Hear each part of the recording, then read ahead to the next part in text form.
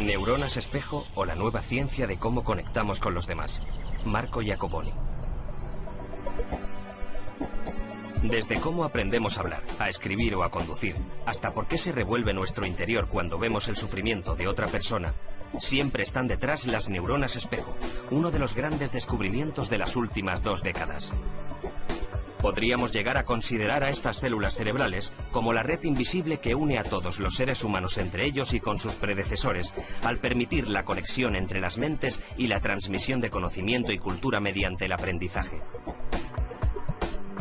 Junto al neurocientífico Marco Iacoboni, Eduard Punset repasa hoy los fantásticos poderes de las neuronas espejo.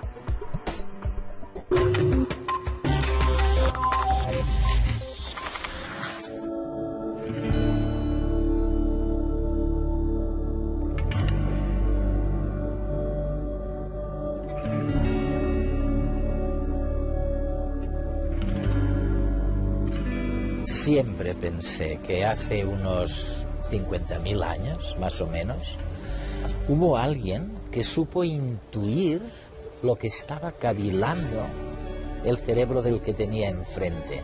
Y esto, solo esto, le dio una ventaja comparativa, vamos, insalvable para los demás. Y han tenido que pasar 50.000 años para saber por qué mecanismos y cómo podemos intuir lo que el otro está pensando, lo que el otro está o va a hacer y lo que el otro está sintiendo. Y esto es gracias a las neuronas espejo, sobre lo que versa este programa de redes.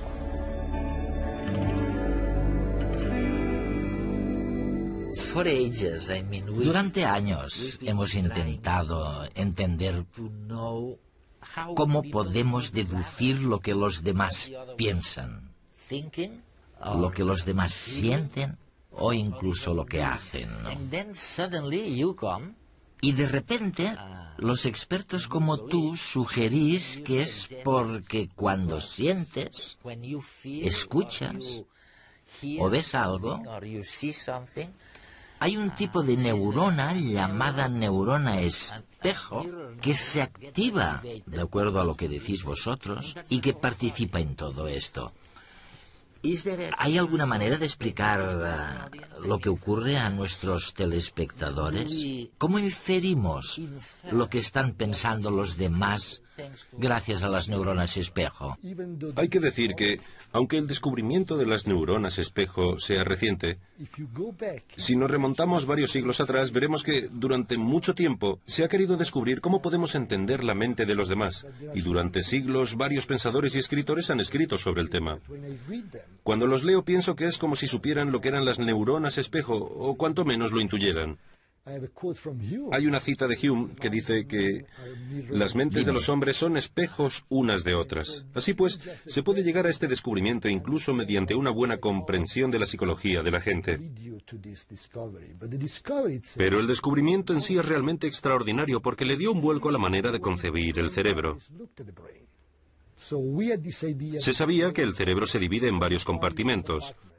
Uno para el control motor, otro para la visión, otro para escuchar las cosas, otro para pensar en ellas. Pero resulta que la misma neurona, el descubrimiento se hizo en el cerebro del mono, la misma neurona que se activa cuando el mono agarra una cosa, se activa también cuando el mono está quieto y ve que alguien agarra algo. Sin que haya movimiento. Ninguno. El mono no se mueve, pero la neurona se activa. Se activa. Y por eso las llamamos neuronas espejo. Porque es como si el mono que ve a otro haciendo algo estuviera contemplando su propia acción reflejada en un espejo. Así pues, realmente nos volvemos espejos de los demás mediante este mecanismo especular tan sencillo. ¿Y por qué es importante? Porque tras cada acción que hacemos, cuando yo agarro el libro o tú el bolígrafo, existe una intención subyacente, un estado mental tras esa acción. Sí. Así que mediante este espejo de las acciones de los demás, podemos acceder a su mente, al estado mental que los condujo a actuar.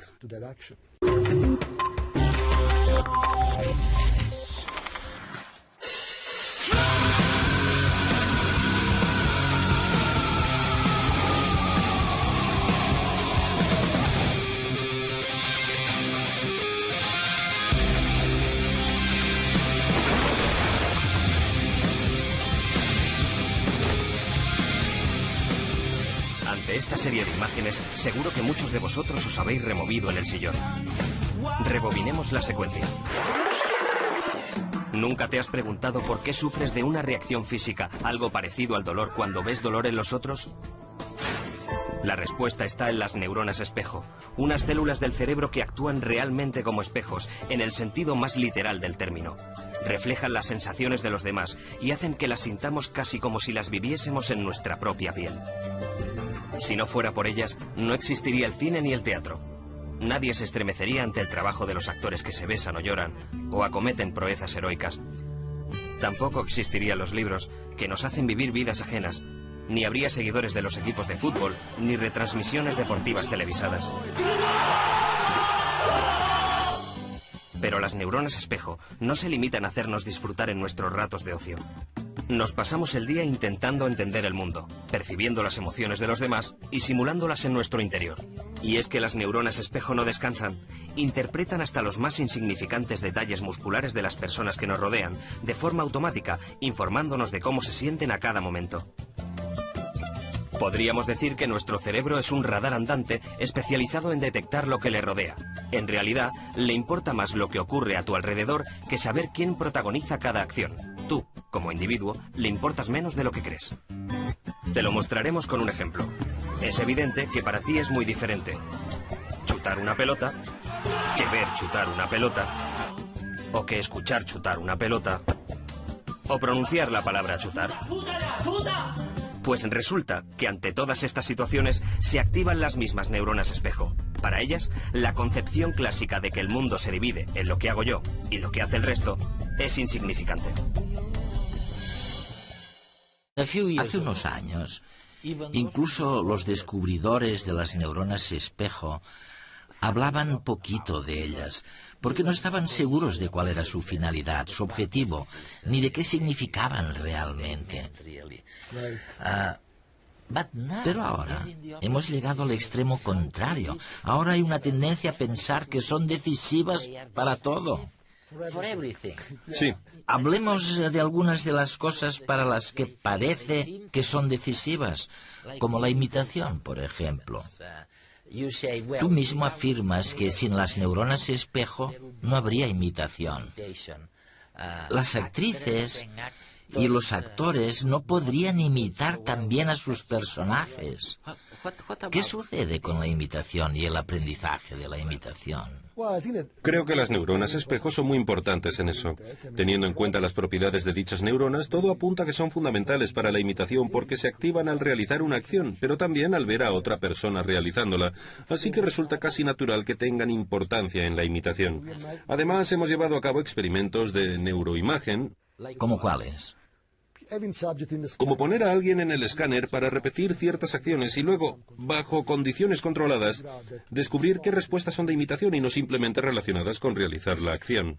Ya. E hicimos un experimento con una técnica llamada estimulación magnética transcraneal, que provoca una lesión pasajera en el cerebro. De hecho, utilizamos esta técnica para inhabilitar el área de Broca mediante una pequeña lesión, temporalmente. Los participantes no sufrieron ningún daño a largo plazo. El área de Broca es una de las regiones que contiene estas neuronas. Pues bien, resulta que los participantes ya no pudieron imitar más. No, y esto sugiere que existe un vínculo muy fuerte entre las neuronas espejo y la imitación. Sin embargo, creo que en principio se puede imitar sin neuronas espejo. Hagamos un experimento mental. Imagina que con una varita mágica pudiera hacer desaparecer todas las neuronas espejo de tu cerebro. Creo que seguirías pudiendo imitar, pero que utilizarías una forma muy distinta de imitación, que se basaría mucho más en mirar lo que hago y reproducirlo, sin captar mis sentimientos, sin ver cuáles son los estados mentales asociados con lo que hago. Por tanto, sería imitación sin lectura de mente, sin conexiones entre las dos mentes. Hay otro descubrimiento relacionado que también parece asombroso, y es el siguiente, y corrígeme si me equivoco. Si un ser humano o un mono ven a alguien que se pone en la boca un caramelo, getting a sweet, to take into his mouth, las neuronas del mono y las del humano, las neuronas espejos, se activan. Pero Si en lugar de llevarse a la boca un caramelo, no hay nada, y el ser humano actúa como si hubiera un caramelo en sus dedos, sin que sea así, entonces la neurona espejo del ser humano se activa. La del que está mirando, pero no la del mono. El mono no sabe mentir. Es una buena manera de decirlo. Sí, pero ¿por qué? ¿A qué se debe? Mira, creo que hay otra manera de verlo. El caso es que los monos no hacen teatro. Cuando finges que hay algo en tus manos y haces el gesto, aunque no haya nada en realidad, estás haciendo teatro. Teatro, ¿eh? Los humanos pueden hacerlo. Pero están mintiendo. Bueno, también es un arte. Hay un arte fabuloso relacionado con el teatro. A los seres humanos se les da muy bien, a los monos no. Esto nos dice que nuestras neuronas espejo reflejan lo que podemos hacer, no lo que no podemos hacer. Creo que si pudiéramos enseñarles a los monos a hacer teatro, con el tiempo llegarían a tener una respuesta especular ante un ser humano representando algo. Pero hasta que lo hagamos. el mono no lo hará. Marco, vamos a ver. ¿Crees que estoy equivocado cuando pienso que los monos y los seres humanos tenían ambos, hace, 2 millones de años, neuronas espejo muy parecidas, pero que luego, con la evolución, el ser humano, a través de procesos cognitivos más densos o sofisticados, aprendió a fingir, a engañar a los demás, mientras que el mono no lo aprendió? El mono se quedó donde ambos estaban antes. No sabemos si es porque las neuronas espejo del cerebro humano son más complejas que las neuronas espejo de los monos, o porque la neurona espejo se comunica con muchas más neuronas en el cerebro humano que en el del mono. Esto es algo que hay que tener en cuenta. Las neuronas espejo no están aisladas, sino que forman parte de una red muy amplia de neuronas distintas. Si pusiéramos un mimo delante de un mono, este se aburriría un montón.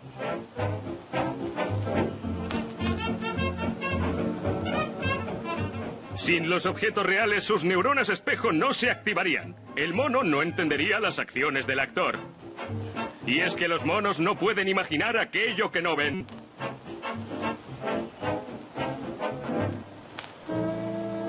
Nosotros, los humanos, somos muy diferentes. Al contrario que los primates, somos capaces de creernos cosas que sabemos que no existen. De hecho, nos encanta hacerlo.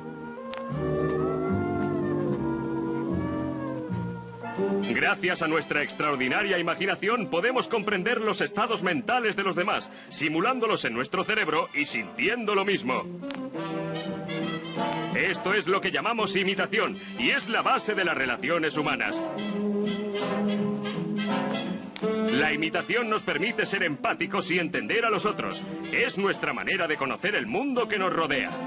Por tanto, podemos concluir que la imitación es una sofisticada forma de inteligencia.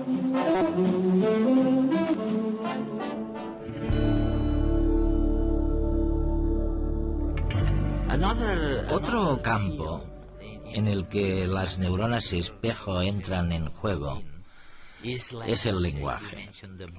Mencionas el área de Broca, que al parecer es la región principal del cerebro para el lenguaje, ¿no? ¿Qué sucede exactamente con eso? ¿Hasta qué punto han sido útiles las neuronas espejo para que los humanos aprendieran a hablar? ¿Es cierto?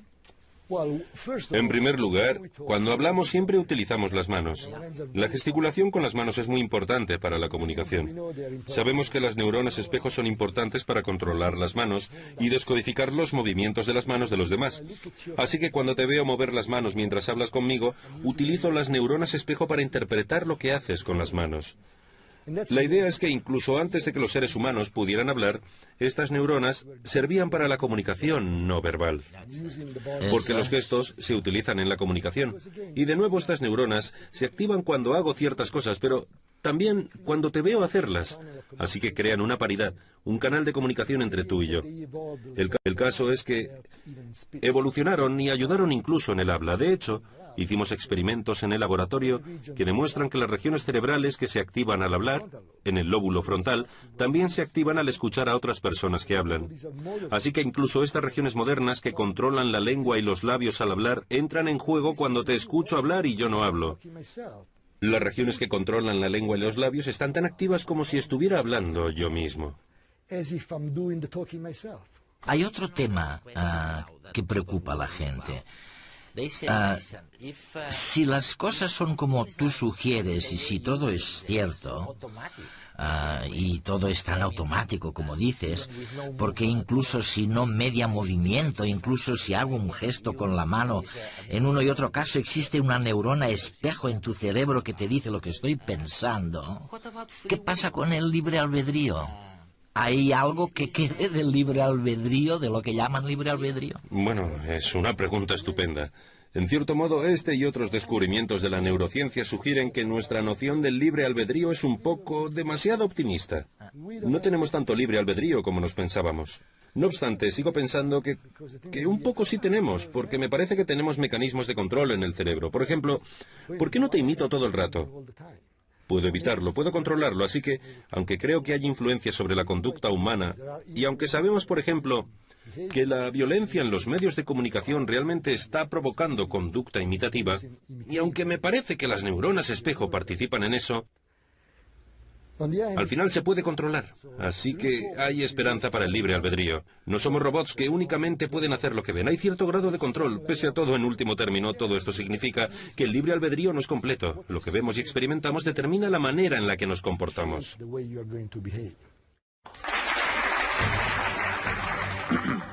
Buenas noches. ¿Se ha parado a pensar en la cantidad de cosas que hacen sus manos por usted? Los Homo sapiens se pasan el día manipulando objetos. Son miles de actos diarios que nosotros las manos ejecutamos con milimétrica precisión.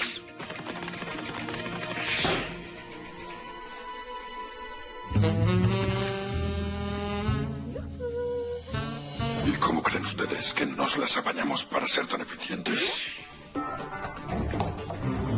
Las neuronas espejo detectan el movimiento de las otras manos y enseñan a las propias a imitarlas.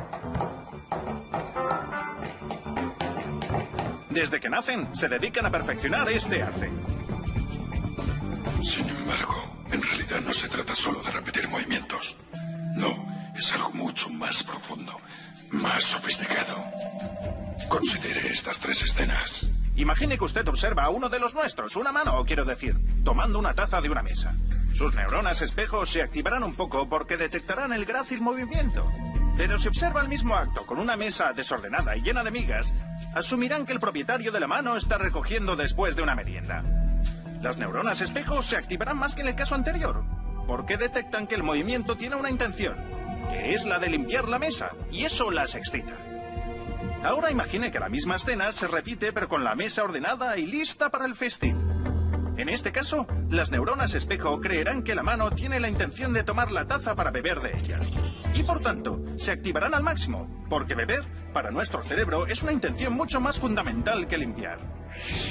Es decir, que las neuronas espejo identifican, además de los movimientos, las intenciones que hay detrás. Esto tiene consecuencias sorprendentes. La simple presencia de esta manzana pone en funcionamiento un plan de las neuronas espejo para cogerla, ajustando la apertura entre los dedos al tamaño de la fruta. Pero si repetimos la acción colocando junto a la manzana una uva, el cerebro elaborará rápidamente un programa de agarre alternativo.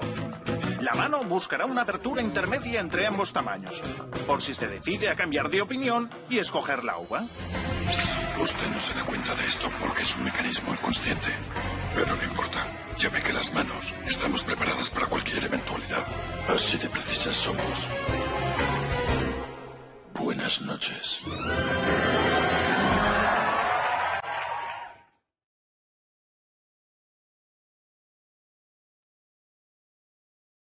Yo entiendo que ustedes vean la relación entre, digamos, un estímulo exterior. Bueno, yo estoy moviendo estos dedos con la pluma, ¿no?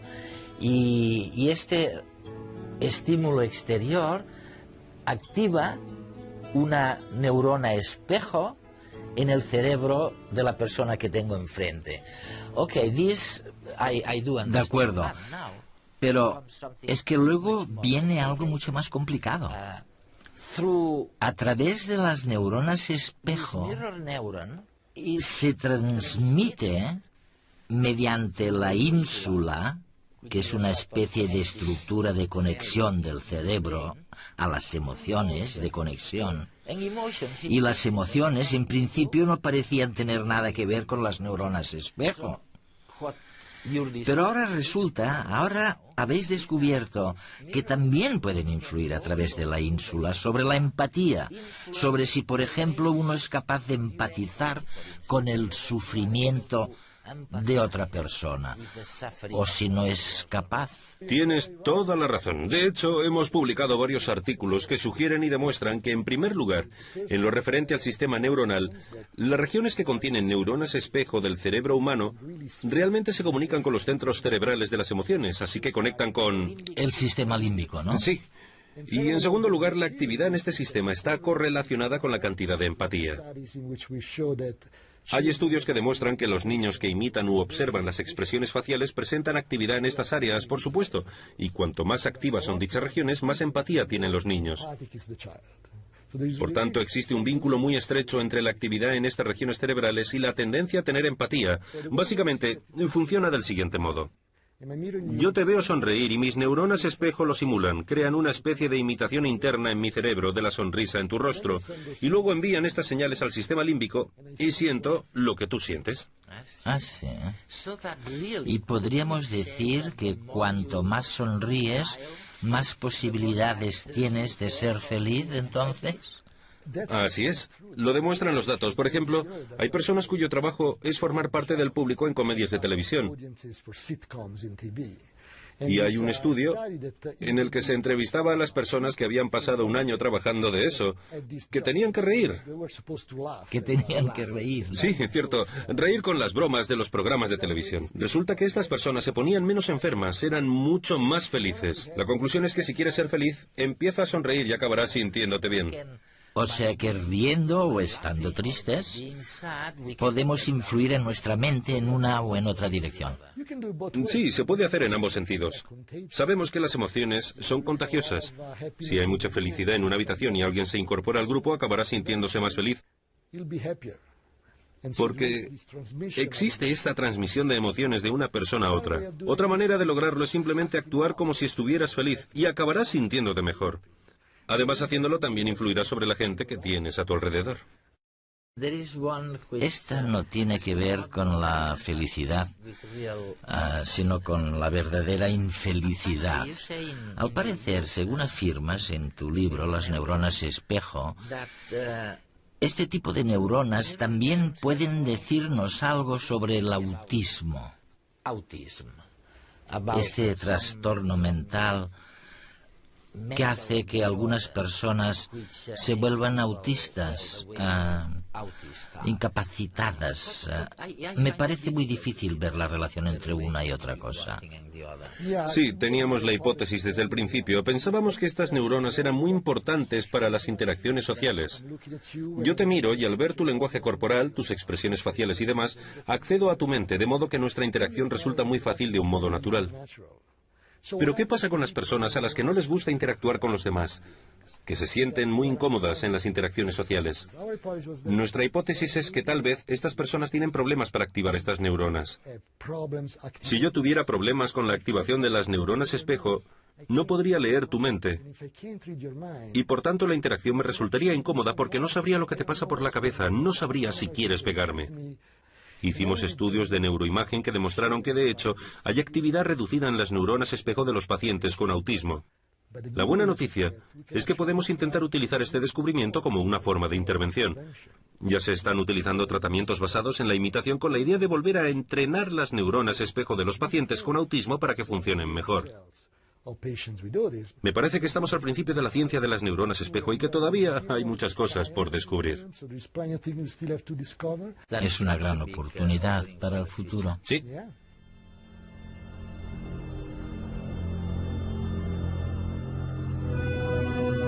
no solo hemos descubierto, como creíamos, qué es lo que hace que sepamos lo que está cavilando una persona, lo que está sintiendo y hasta lo que va a hacer, sino que hemos descubierto un mundo nuevo que nos habla, bueno, del libre albedrío, de si uno, a pesar o gracias a las neuronas espejo, puede decir que sigue siendo libre.